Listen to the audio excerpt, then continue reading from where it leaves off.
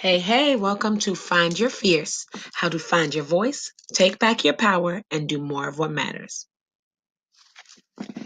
What could you create with your life if you knew how to protect your priorities? This mini training is going to help you think about that.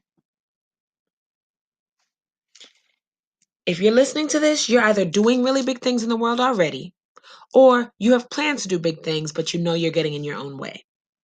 So stay tuned if you spend a large part of your day putting out fires and you're desperate to reclaim your time. If you've gotten really good at putting other people's needs before your own and you wish you could take care of you for once. If you know you're making life harder than it needs to be and you just want things to be simple. Or if you have a vision that deserves your full attention, but life keeps getting in the way. Now, if you are a proud member of hashtag Team No Sleep and you live for that grind, or if you're looking for tips on how to fit even more into your already too full schedule, I promise you won't find that here. This mini training will change your mind about having to be everything to everyone so that you can finally focus your time and energy on the things that actually deserve your attention. And so you can build a life that honors your core values, your natural rhythms, and your humanity. Here's what you'll learn in this training. The number one mindset shift you need to stop proving and start living. 5 thoughts that are keeping you burned out. What it takes to become a woman of influence. And 6 ways to invite more freedom and ease into your life. Close your eyes for a second and imagine, does this sound like you? You're a driven and ambitious visionary with high hopes and even higher standards. You get a rush from checking things off your to-do list, and you pride yourself on being someone that everyone can count on. But lately, you've been having a really hard time juggling work, family obligations, and a social life, and you are terrified that you're dropping the ball. You're feeling really irritated by things you would normally brush off, and it's starting to drive a wedge between you and the people you care about. You need a little more wine than usual to take the edge off of a long day. All you want to do is sleep, but when your head finally hits the pillow, all you can think about is a long list of things you have to do the next day. You're starting to avoid certain people because you just don't feel like taking on any more commitments. You realize that this is starting to feel like burnout, but you know there's too much work to do for you to take the rest. Plus, you've already established yourself as someone who knows how to keep it together, so you can't afford to have people thinking you're a mess now, can you? I know that feeling all too well. Who am I? Adama Hamadi, delicious living coach and founder at dreamleaplive.com. I help burned out superwomen like you to free up time and energy for the things that matter. I'm an expert code switcher and a people pleaser, and I came across that in a number of different ways. I'm the first generation American born to Sierra Leonean parents. I went to a prestigious high school in Washington, D.C., where I was one of a handful of Black students and the only Black girl on a full scholarship. So my imposter syndrome was real, and I felt a lot of pressure to keep things up. I was terrified of falling behind or feeling inadequate or being replaced. So I would go above and beyond at school and in my relationships, and I carried that habit into my adult life. They say that illness is the Western form of meditation because it's the only opportunity that Western women give ourselves to sit back and think.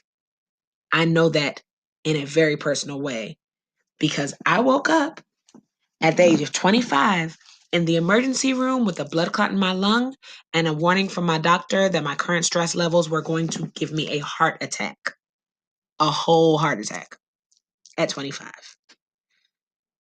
I had been slowly killing myself trying to earn other people's approval. So I had to make a decision that day. I decided to live for me regardless of how that landed for other people. And I became obsessed with teaching other women how to do the same for themselves. Nowadays, I teach overachievers how to take impeccable care of themselves without the guilt, stress, or drama so they can show up as their most powerful and productive selves. I burned myself out the way I did because I was functioning under the old paradigm of women's leadership. That's a paradigm that says you got to keep your nose to the grindstone, you have to fight to prove your worthiness. And it makes you say things like, I should be grateful to be here. I have to be strong. I'm the only person I can rely on. And my favorite, the struggle is real. But the new paradigm of women's leadership says that you have to be intentional and deliberate with your time. The new paradigm also says that the struggle is not only not real, it's optional. You've been choosing to suffer because that's no longer rewarded to be burned out on the job. The new model of feminine leadership emphasizes using your attention with intention so that you can work smart, live well, and show other women how it's done. The new paradigm is about building creative stamina so you can show up feeling whole, present, powerful, and productive. You don't have to stay busy, bitter, and burned out. You don't need more discipline, and you definitely don't need to work harder. But you will need to give yourself permission to step out of survival mode and into your agency. You'll need to stop fighting to prove that you're Superwoman and allow yourself to be a woman of influence instead. This is about requiring you to shift from someone who's chronically burned out to someone who is burnout proof. Now, what does it mean to be burnout proof? You wake up excited about what you get to do rather than dreading what you have to do. You comfortably juggle work, play, rest, and self care without worrying that you're dropping the ball.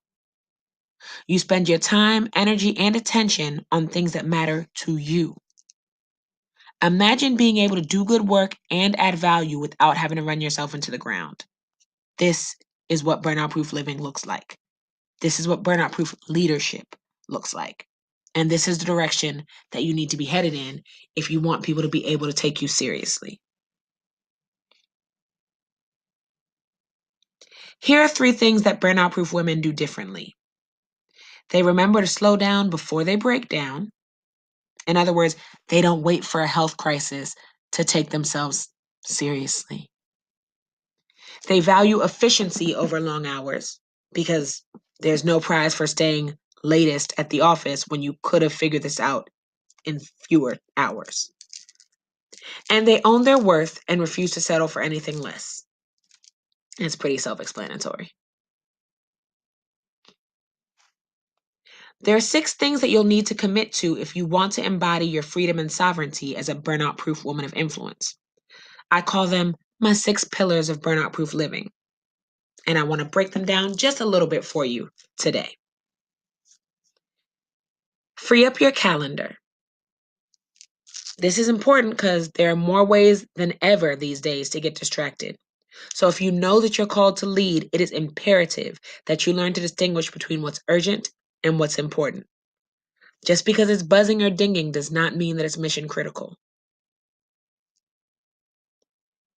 The second pillar is identify your invisible scripts. Get clear on the story you tell yourself about why you need to stay busy. This is important because, contrary to popular belief, time management has very little to do with time and a lot to do with managing your self talk. The third pillar is express, don't impress. Give up the need to compare, compete, or perform. Because once you decide that your worth is never on the line, burnout becomes a non factor. Fourth pillar is reject your rejectors. Change the way you see yourself, and you'll change the way you speak to yourself. Remember, time management is about managing your self talk. So when you learn how to be in conversation with yourself without the shaming, you free up a lot of mental space to actually be creative. Who would have thought? Fifth pillar is communicate with power. Ask for what you want with confidence, say no without apology, and stop expecting people to read your mind. Remember, closed mouths don't get fed. If you're going to have a hard conversation, have it early. Communicate with power. And the final pillar is to engage in extreme self-care. Create a routine that helps you prepare for the day and a ritual that helps you release the day so that you feel a little bit of stability in times that would feel otherwise chaotic. It helps you feel like you're in control of your schedule. It helps to minimize all the little decisions you have to make in the day so that you have the energy for the work that matters. Remember, the struggle is optional, and structure makes that so much easier. These are your 6 pillars to add structure without all the extra. Now, here's my invitation to you. If you're ready to take back your time without any of the stress, guilt, or drama, if you understand and genuinely believe that the struggle is optional and that you can give up that struggle by designing your life in a way that honors your priorities, I invite you to apply for a Find Your Fierce Clarity call with me. This is a special session for women that want to execute at a higher level but haven't given themselves permission to do what needs to be done. If after reviewing your application, I see that you're a fit, we'll get on the phone to explore how you and I can work together. Now, you've already gotten this far because a part of you knows it's time to ditch the nose to grindstone life and try something new. Plus, there are women who are already looking up to you that won't be able to own their leadership until you step into yours. So listen to that intuitive nudge. Step into your creatorship. Step into your leadership. And fill out a form at bit.ly/coachwithadama now. I look forward to meeting you.